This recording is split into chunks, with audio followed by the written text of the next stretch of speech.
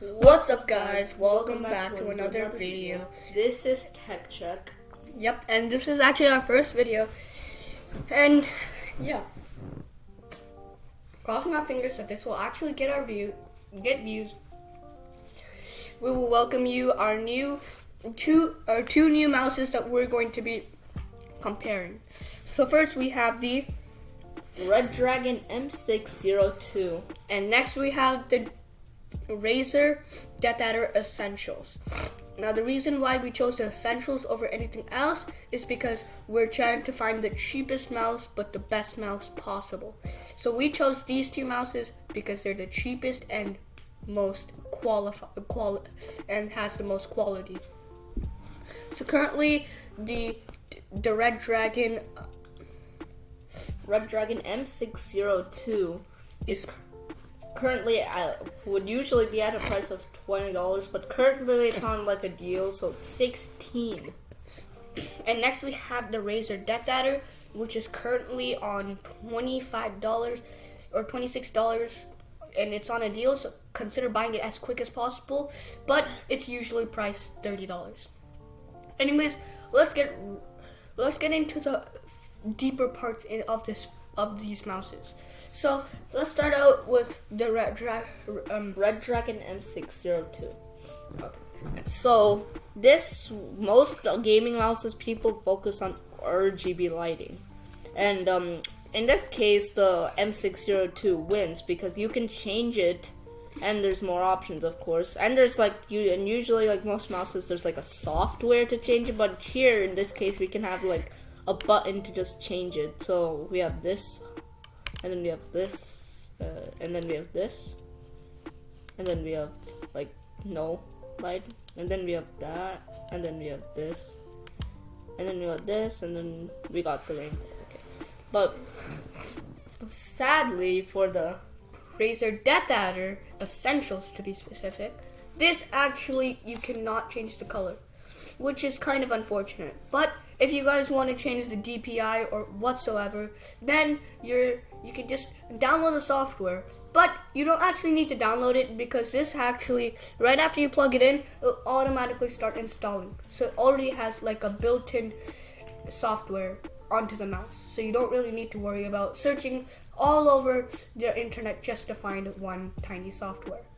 But to just say one thing, the Razer Deathadder software, or basically Razer Synapse for everything, is basically 321 MB. And for the Redragon one, we're going to be checking right now.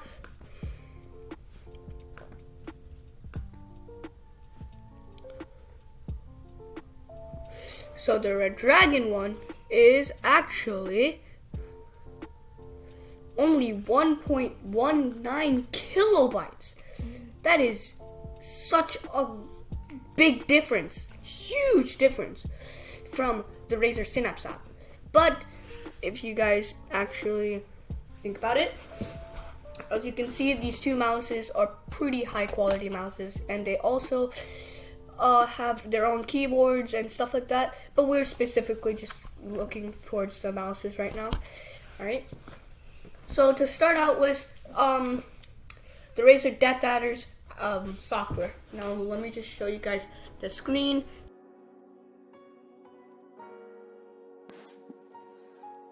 So guys, the software we're going to be talking about here is right here.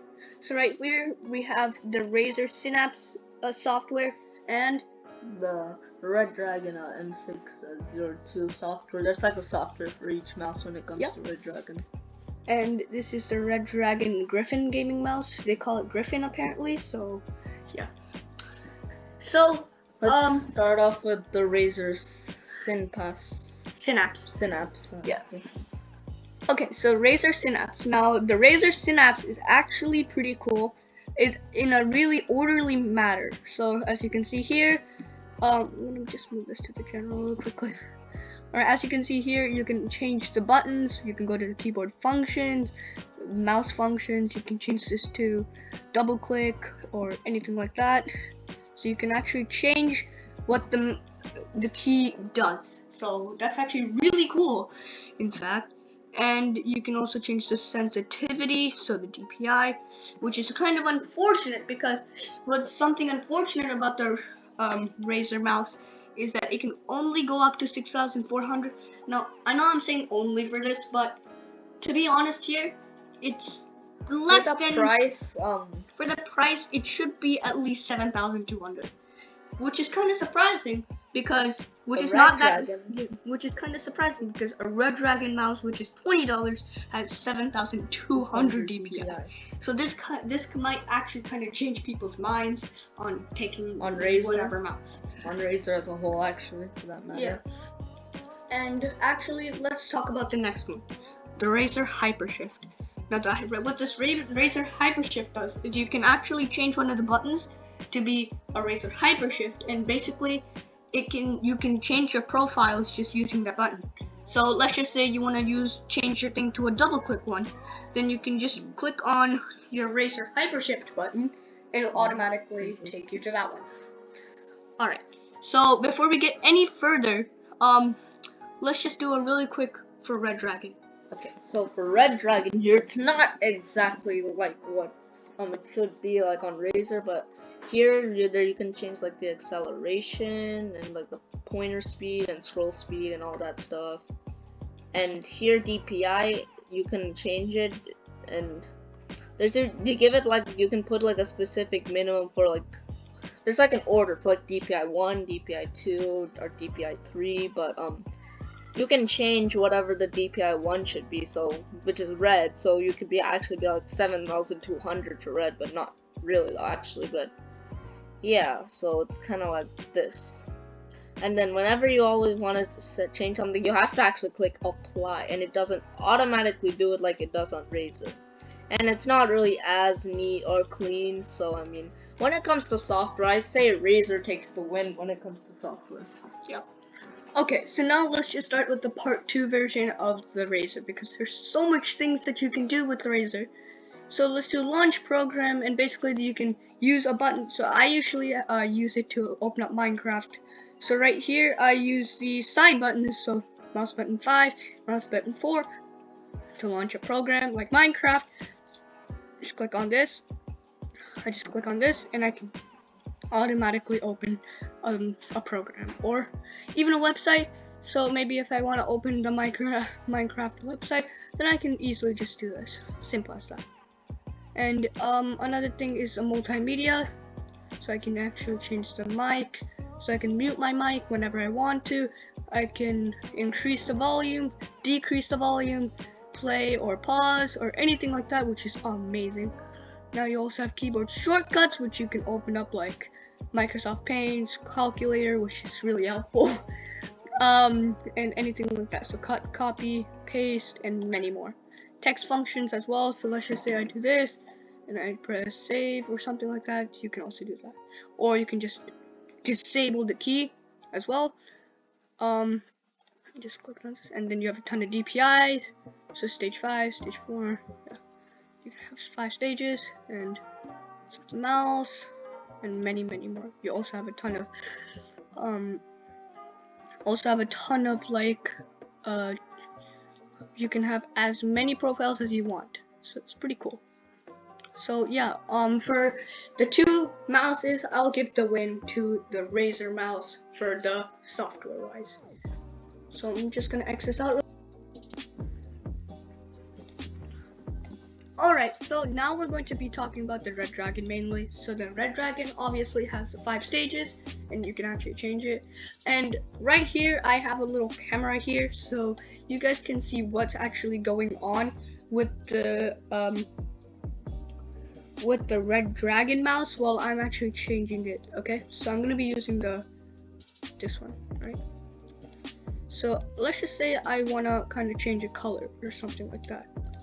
Now, I actually, which is kind of dumb, is I have no idea. So I can change it to any color I want, and it's actually really difficult to change the color of this mouse. I've always had a pain using this mouse, changing the color. After changing, yeah, as you guys can see, I'm having Go under red. really difficult time doing it. And breathing speed low. I actually don't even want a breathing speed. So maybe I go to full lighted, click it a couple of times, actually work. Yep, and it turns off. Software's a little jumpy, which is not the best. I want it green, but it's staying red. Yeah. So I really am not impressed with Redragon here because of the software. It's not even working properly, which I'm not really proud of. Redragon, that's kind of a loss for you, but yeah. But at least after some effort, you can kind of change the color. Maybe even rainbow. You can change that. Clicking it a few times or breathing. Honestly, the software is kind of useless when you actually have buttons like on the mouse board. So the software can kind of be useless when you already have all the stuff you need on the mouse. But there are other stuff, maybe like interactive stuff and stuff like that. And maybe even in the general, if you want to change it to like a specific DPI, then this is also really good. As you can see, it's not even working anymore.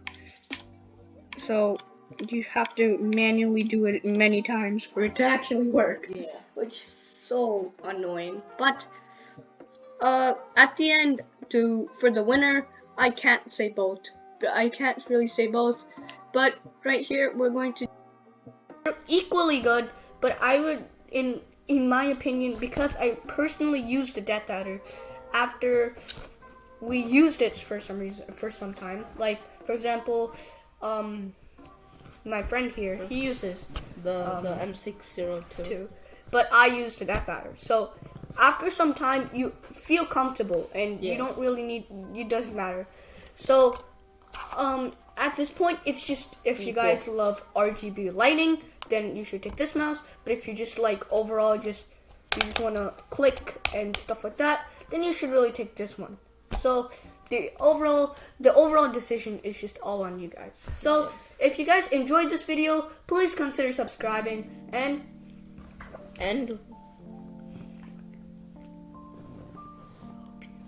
I hope you enjoyed this video.